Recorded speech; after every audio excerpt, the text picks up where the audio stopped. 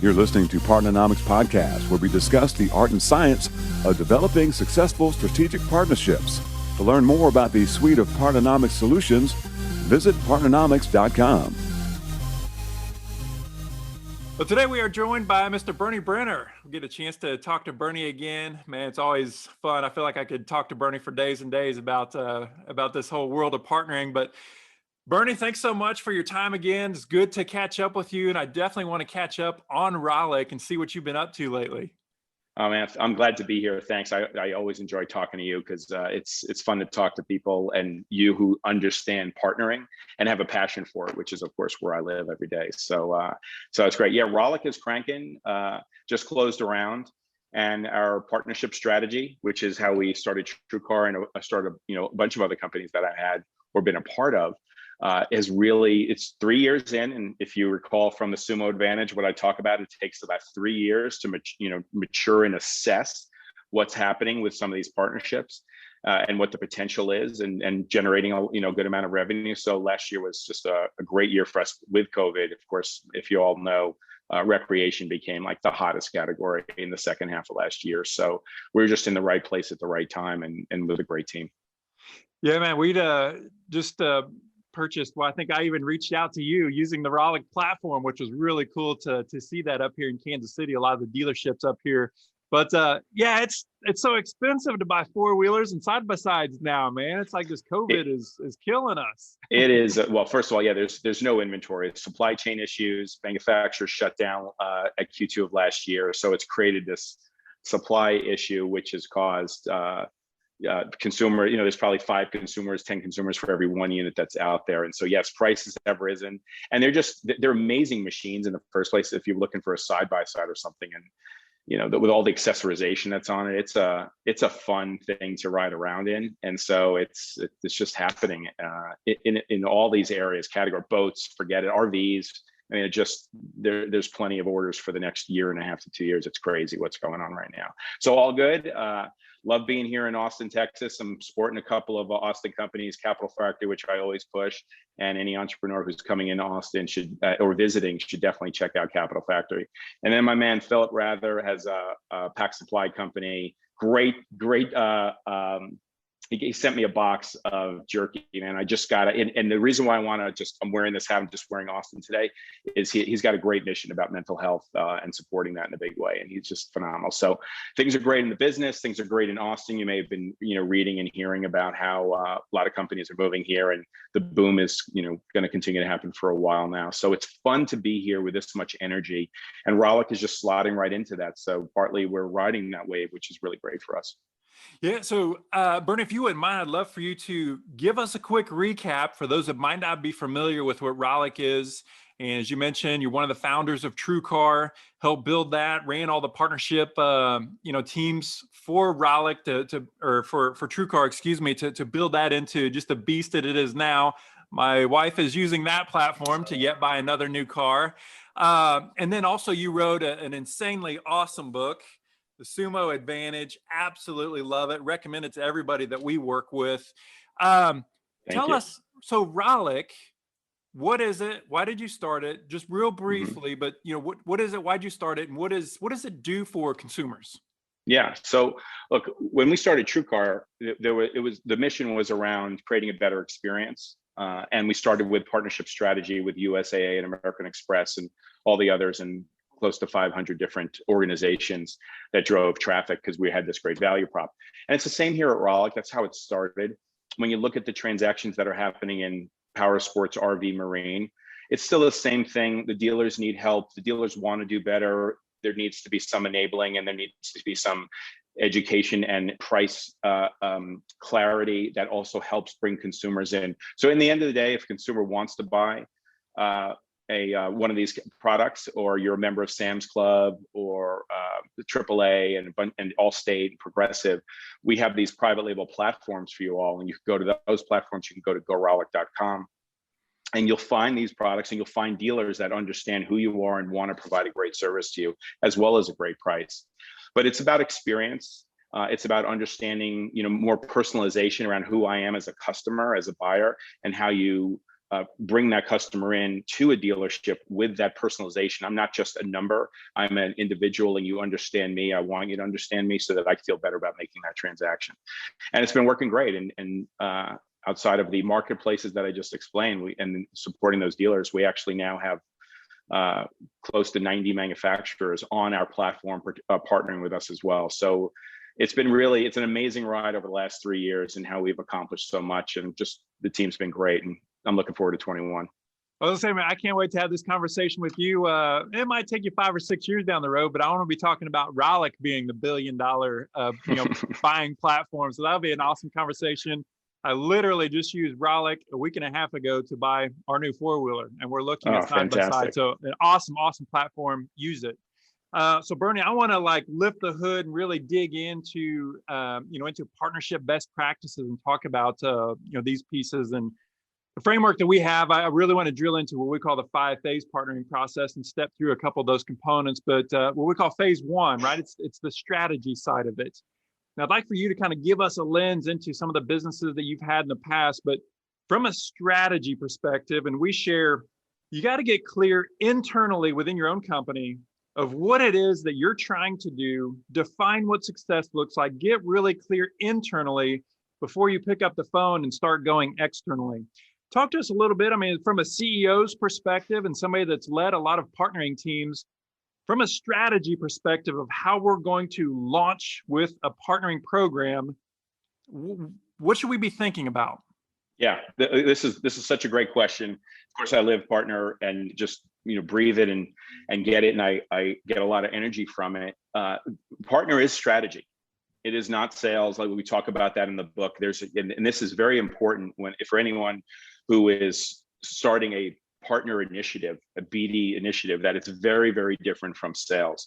So first understanding that and accepting it, and accepting that then you're ready for BD. But partner, from my perspective, looking at the landscape, I like to consider what's happening in the market first, right?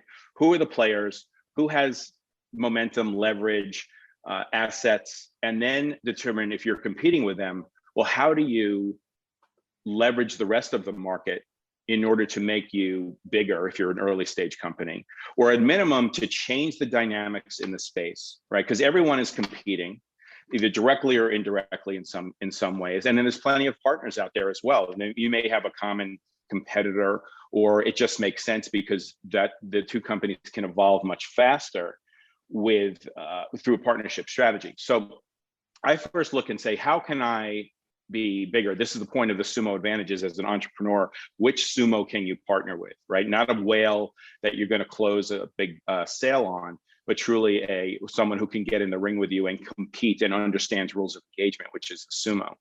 So I would say, I look at it and say, okay, who could move the needle for us? Again, not revenue, strategically in the market.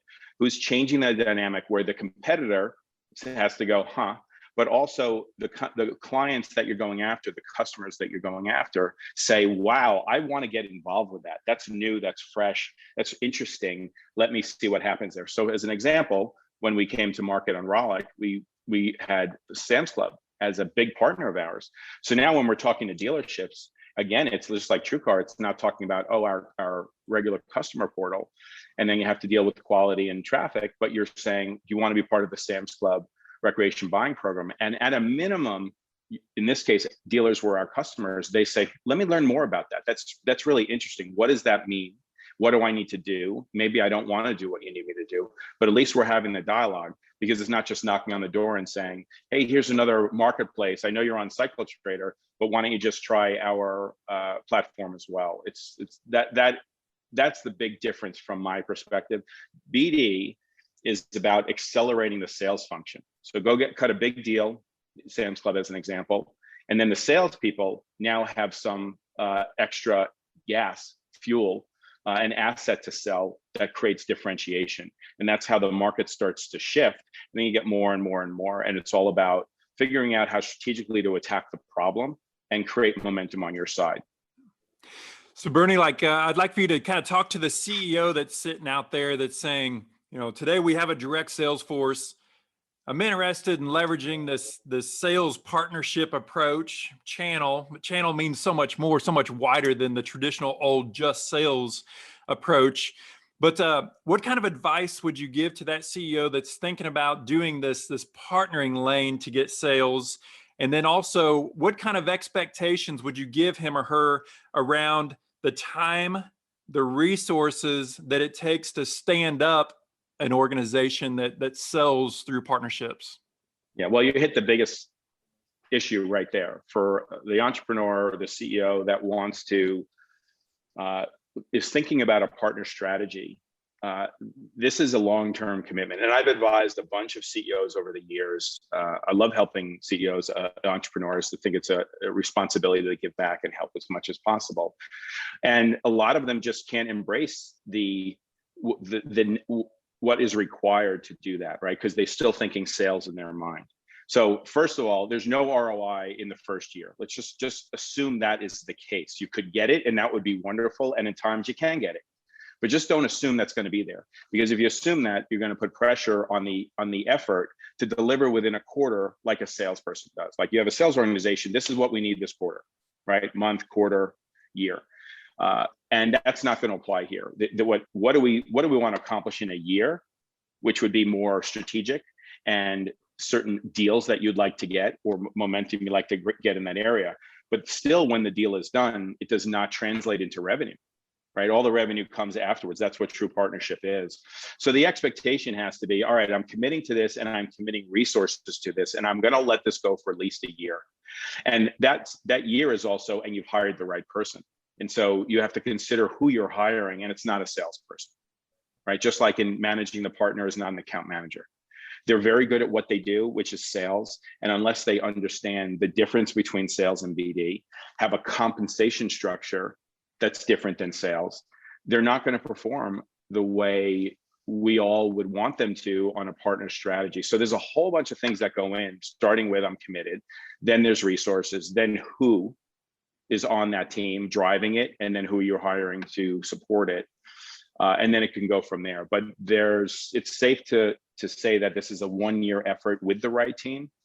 And then you can assess, okay, where are we at? Are we successful or not? Are we making progress? Are we not? And then maybe you don't go after it. But anyone who thinks they're going to do it in a quarter is just wasting time. Yeah. Bernie, talk to us about, so you're CEO of Rollick, you have teams, you have individuals that help out in this partnering lane specifically. So we're excluding any kind of direct stuff, but in this partnering lane specifically, talk about the importance of, from maybe even the board, the investors, you, the CEO, all the way down to your partnering team leaders, those directors, and then even the individual contributors that are running partnerships. Talk about the importance of needing to get alignment, clarity on this strategy, and really getting in sync before we step outside of our doors to start to recruit partners. Yeah. So after what we talked about, which is commitment from the organization, resources, and then the right team, they're the executives that need to, everyone senior in the team needs to understand what's going on. But since this is so long-term view, right? If nothing's going to close in the next year, 6 months to a year, let's say, then certain people just don't need to be distracted by this at this stage, right? There's just no reason to pull them in because there's nothing to do. But when there is something to do, then you have to start bringing in the right people. So depending on what it is there integration where you need product, right? You need engineers or something like that. Is it marketing side that needs to get in? But that's really post-deal execution. So what I think about is at the point where the sort of sumo's at the table, right? They're liking what they're hearing. The BD people have worked out a construct around terms, and you're at the point where you're not moving to agreement, but the partner is getting the team involved, and now we are getting the team involved, right? That is necessary.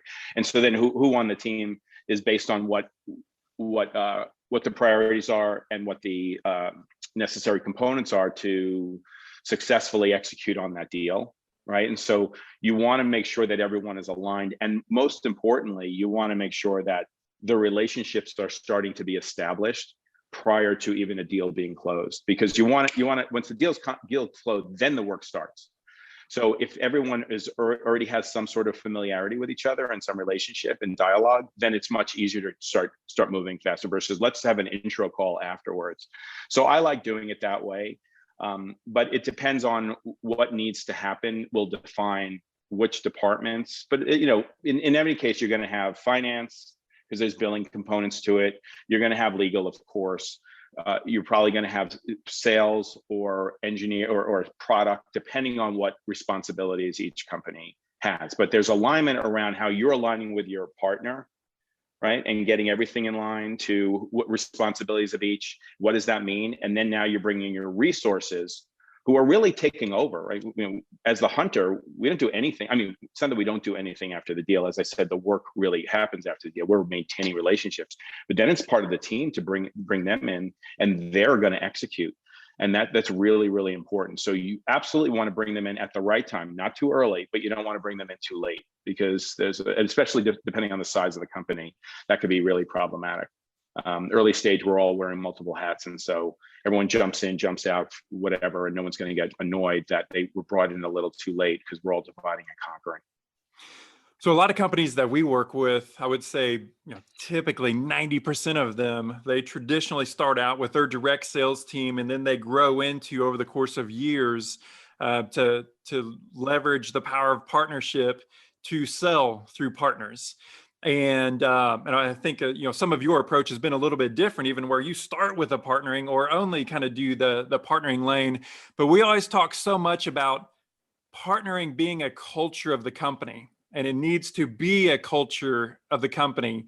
And I'm envious of your employees because you're a partnering guy, and so the culture is a piece of that.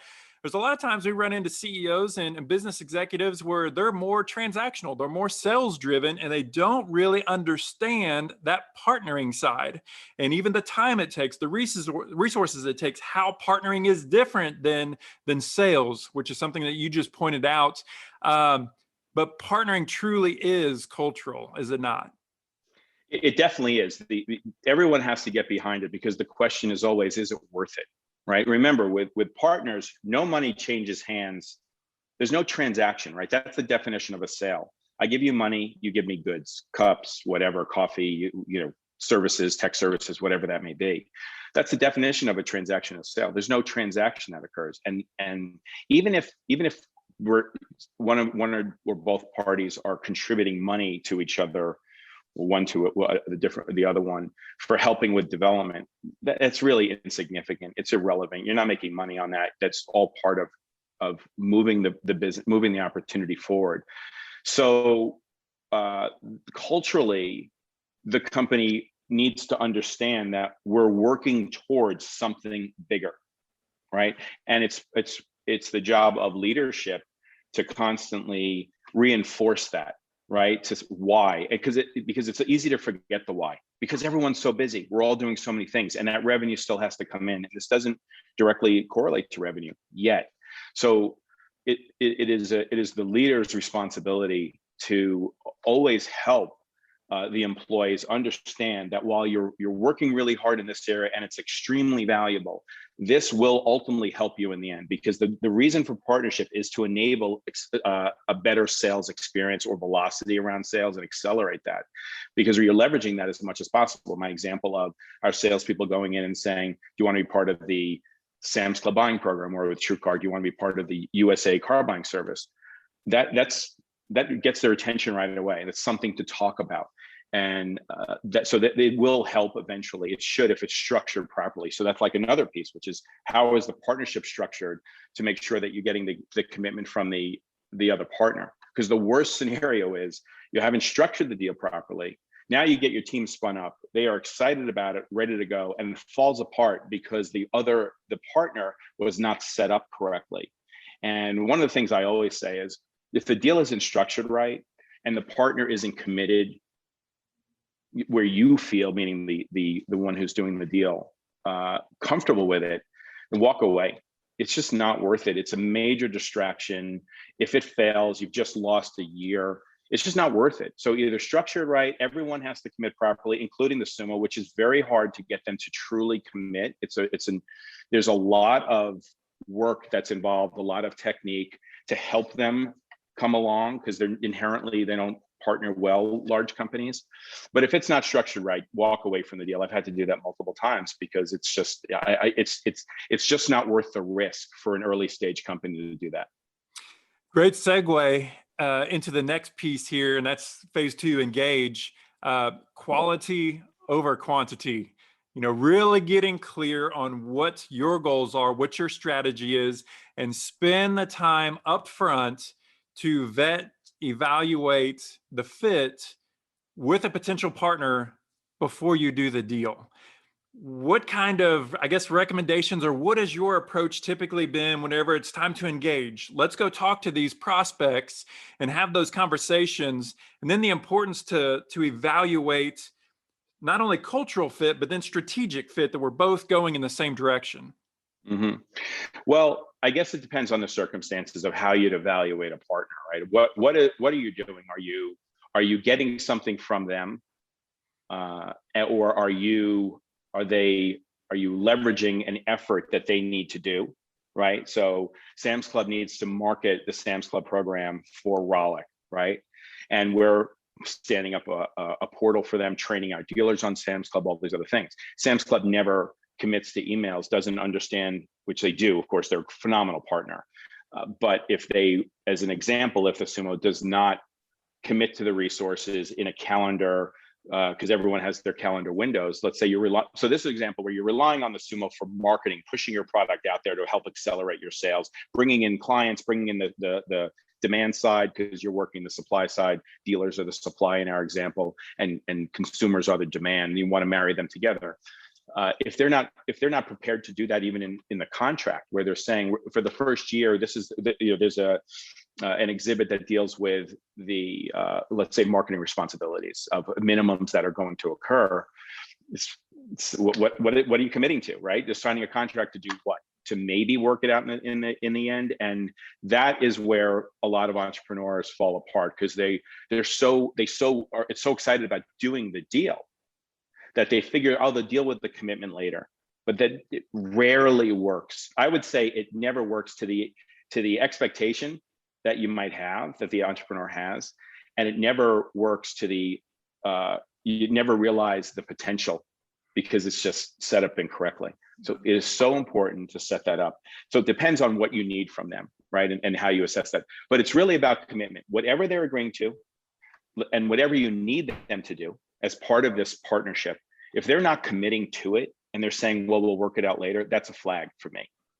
And there should be a flag for everyone. I know it's hard to say no when you've got a big company who wants to partner with you, who sees the value in what you're creating, but it's too risky, as I said, to commit your company to something that doesn't have the commitment that's necessary to at least give it a really, really good shot. Not everything's going to work. Not every partnership works, but you can increase the probability of it working by setting it up structurally from the beginning. Yeah, absolutely. Bernie, one of our favorite topics, I think you and I both, is term sheets and the power that can come from term sheets. And still to this day, literally, I was on a call earlier this morning with a very large company, and they don't use term sheets. Let's talk about term sheets and kind of build it from the bottom up. I mean, what are they, and how do term sheets evolve over the course of engagement with a particular partner or a potential partner? Yeah, this is key to getting the relationship in the place that you want it to be in. And so relationship and the ongoing work that happens post-deal is between the business owners and then everyone else who's responsible for execution. The one who's not responsible for anything post-deal is the lawyer, right?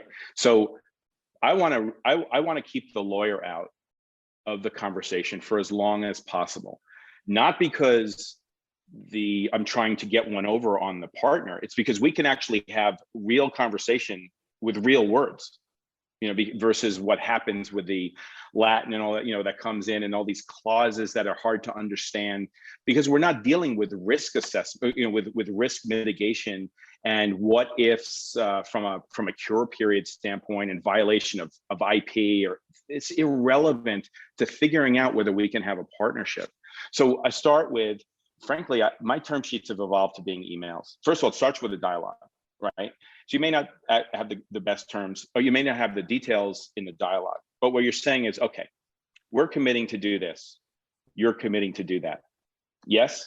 And of course, there's tweaks and massaging, and yes, we can do that. Well, how would this work? And you're working through that. But after that conversation, then what your responsibilities are. You better deliver. And they know what their responsibilities are. They agree to it, and they better deliver with it. Or let's say we want to do our best to deliver.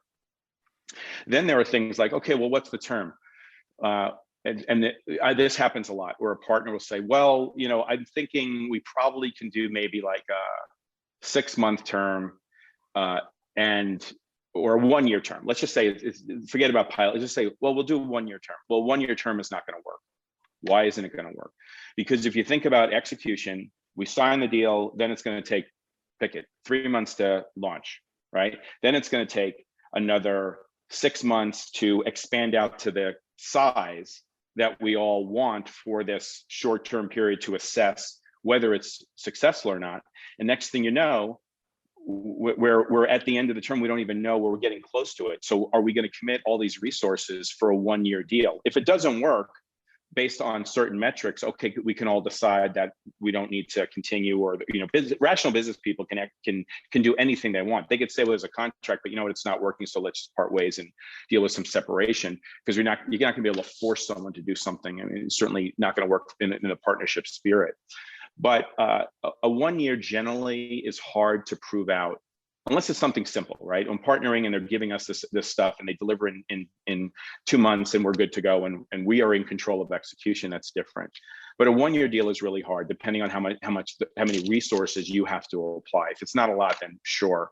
But if it is a lot, you got to get a multi-year deal, because it takes a while to get that going, and it takes a while to assess. And it's very, very easy if it's a 1 year deal for the team, let's say 6 months in on the other side, to go, I'm not feeling it yet. It's only a 1 year deal. I'm just going to give them notice with the 90-day notice period, and we're good to go. Versus 2 years, you're committed to dialogue and trying to refine the opportunity. So it starts there. So term sheet is around business people agreeing to broad-based terms. Let's do a multi-year deal. Maybe you don't say the 3 year first, but at least you're agreeing conceptually a multi-year deal. You're going to do this, we're going to do that. Here's how the billing works. We're going to take it, we're going to share this much revenue with you, right? Or we're going to share in revenue. You may not even get the specific check. But so the business people are saying, I agree to the framework. Then a term sheet comes. A lot of times I do it in an email where it's, okay, here's what I'm proposing. This much rev share over this period of time with this, and that, right? And then you have dialogue again around that. And that's really, really important, because the idea of term sheet, right, is again sort of a legal document. And a lot of times I find that the bigger companies need to then say, okay, well, let me go to my lawyer for the term sheet, or I like to draft the term sheet personally. And then if we go to, I've done it so many times where the lawyers will come back and give me this term sheet. It starts with some legalese. I'm like, this is awful, because the moment the partner sees anything that looks like a legal document, they must send it over to procurement. And now you've lost. Now you're in hell, right? Because procurement, unfortunately for these large companies, they don't understand. They're there to do a lot of things. Not that they're bad people, but they're procuring a lot of stuff. They're procuring telephones. They're procuring computers. They're procuring much more on that toilet paper. Transactional, commoditized side, right. Where if you're truly doing strategic deals, if you're dealing with innovative initiatives, it's out of the scope of really even their mindset and the way that they approach business. That's right. That's right. You hit the nail on the head. It's risk mitigation, risk understanding is really the lawyers, kind of the center of what they do. But the second, and I could not agree more, the second that your attorneys try to help you negotiate specifically the business terms, you've lost it. You lost it, right? So keep that away, and it's really helping the business people too. So it's not like you're doing something that's manipulative. You're just understanding the situation. And a lot of times, I've been told so many times, "Oh, I don't know how we're going to get this through the lawyers," right? That when they think about just a partnership, I don't know how we're going to get the company to do this, but we ultimately get them there, and you do it by rational discussion, establishing rapport, building trust, because you're really thinking about the long term, right? So it's all term sheet. Or terms, really, forget the word sheet. Terms need to be worked out with the business people. Once they're done, then it moves to lawyers. Generally speaking, as the smaller company, with these, in the way we've partnered, like we're powering the solution. We're providing the auto buying program for TrueCar. We're providing the recreation buying program for Rollick. So our paper, our contract has the structure of the obligations and SLAs and everything else around that. So we send it over, and then procurement goes, you have to use our contract.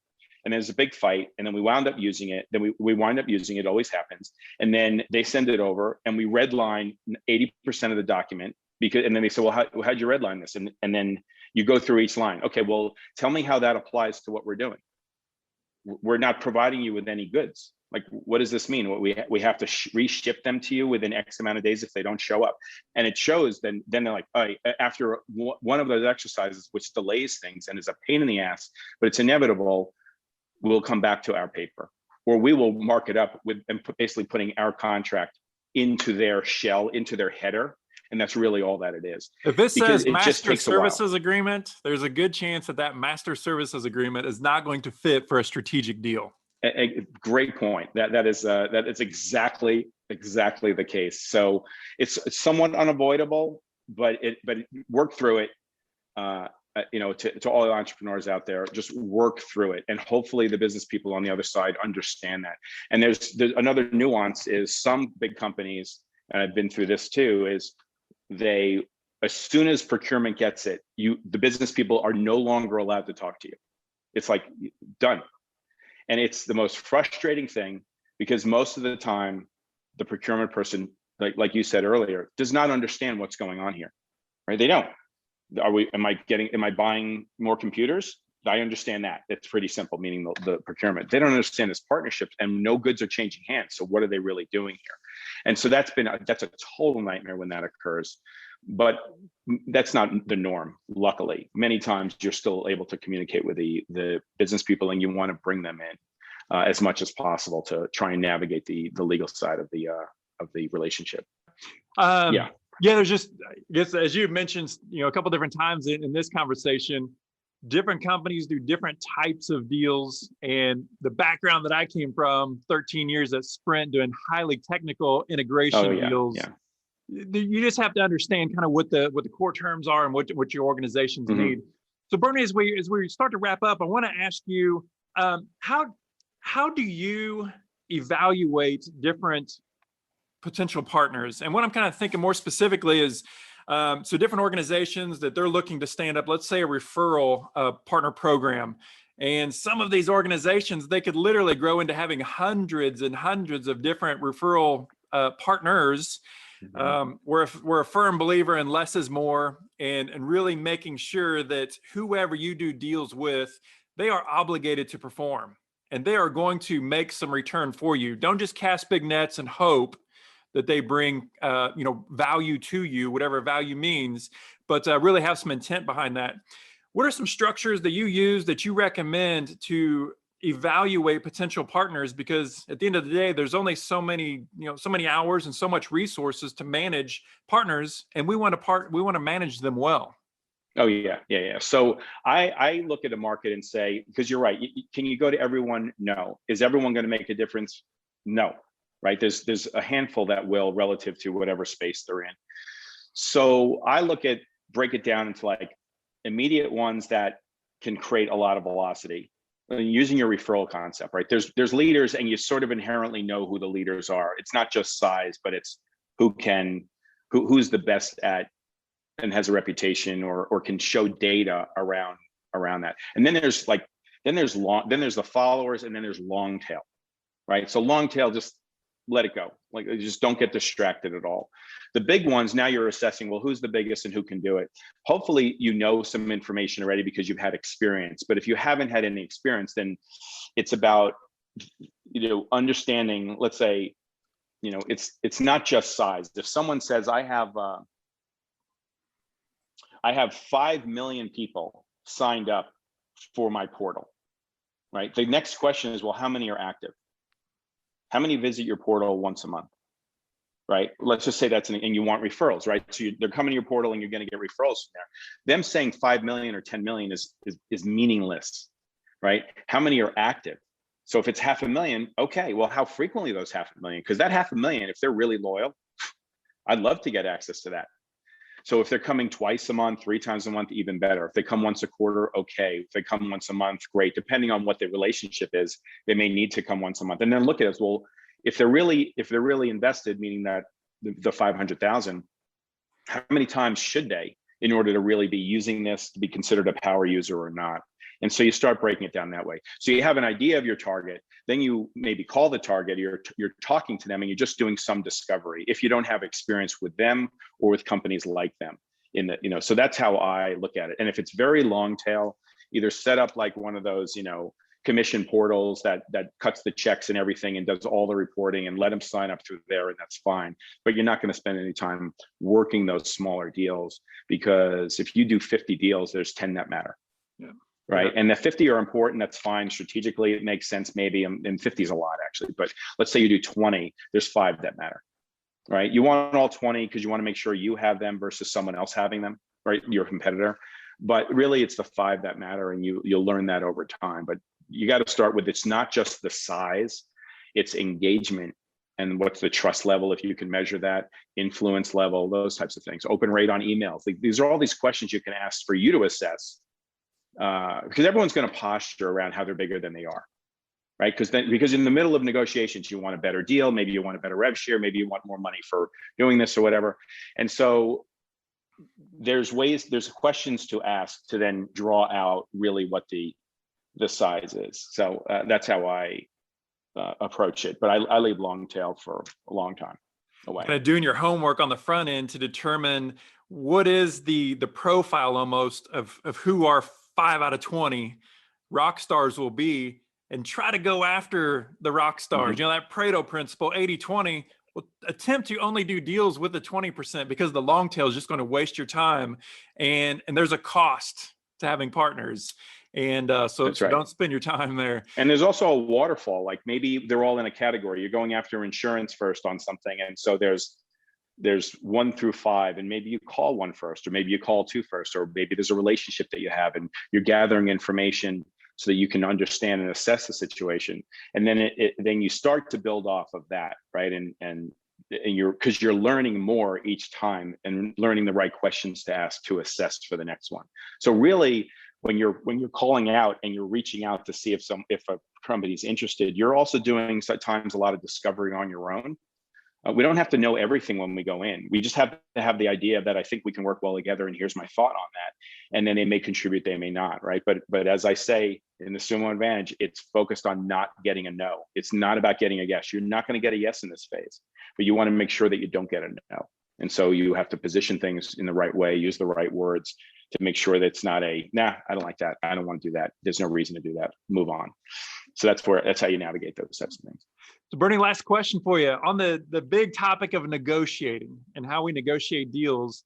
I'd like to have you just talk about, how do we negotiate these BD, these partnering deals, and what does that approach look like, or what should it look like relative to our brothers and sisters over in, let's say, a supply chain management, a procurement that's more, kind of transactional in nature?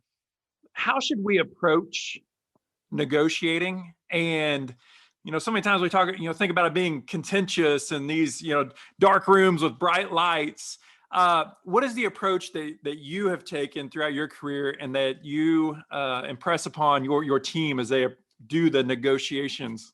Yeah, sure. Well, first thing is, if this is a true partnership and a multi-year deal, the one thing we always have to keep in mind is that you're going to be working with this individual and this company for a long time, and they're your champion as much as the individual that you're negotiating with. So if you know more information and maybe you can take advantage of a term, I don't think that's a good thing to do, because it's going to come out later, and the trust that you just built, we talked about trust, is now going to get eroded when they find out 6 months from now that you took advantage of them in one way. So that's one thing, but that doesn't mean that you can't have conflict and in some intense negotiation, but it always has to be respectful, and it's always for the right reason. It's always to get to the great partnership that you want. It's not a sale. Let me get this right now. If someone's negotiating, well, working you on price. Well, that's great. That doesn't feel great for them, for the person who's getting work, but that doesn't happen in a partnership. The negotiation is really, could be about rev share, could be about term, could be about responsibility, could be about how you share costs. There's all these things that get involved there, but it's always important to remember, it's a multi-year deal. Therefore, you're trying to set up the right platform that everyone can work on later on. So, but there are times where friction occurs, and it is totally okay, so long as you know whatever you say, you can then go out to lunch with the person afterwards. It's sort of like a thing to keep in the back of your mind. Am I stepping over the line, or am I fighting for what I believe, and what I believe is still in the best interest of my company, but also for the partnership? And that is important. So all added on having intense negotiations when necessary. I don't shy away from conflict at all as it relates to that, because I truly believe I'm doing it for the right reason. And remember, like in any relationship, even with a personal relationship, if there's no communication and there's no conflict around a problem, then there's no communication, and therefore you don't have as tight a relationship. So it really applies here as well. And that's just how I find that to be very successful in building long-term relationships with these people. If you're trying to do some innovative things, that's going to be a paradigm shift. That is the recipe for conflict. And I love what you say is conflict itself is neutral. It's not good nor bad. It's neutral, but is it constructive or destructive?